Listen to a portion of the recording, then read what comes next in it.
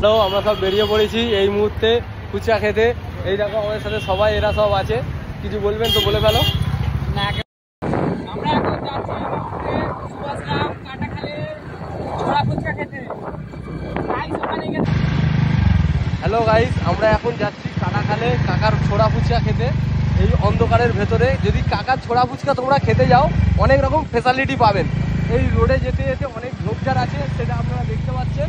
যদি আপনারা কাপেল হন তাহলে কিন্তু এই ঝোপঝাড় আপনাদের জন্য প্রচণ্ড কাজের জিনিস। আর যদি নাও হন তাহলে আপনারা বসে মদ ফদ খেতে পারবেন। এবার আদার্স অনেক কিছু।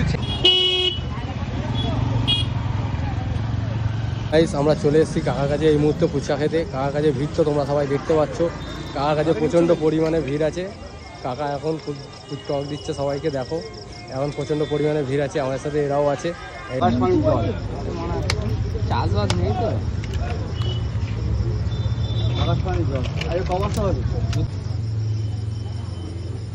চলে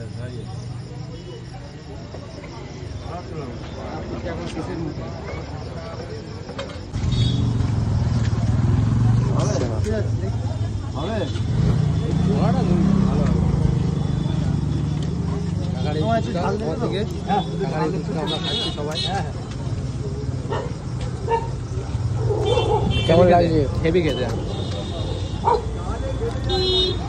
ফুচকা আসছে।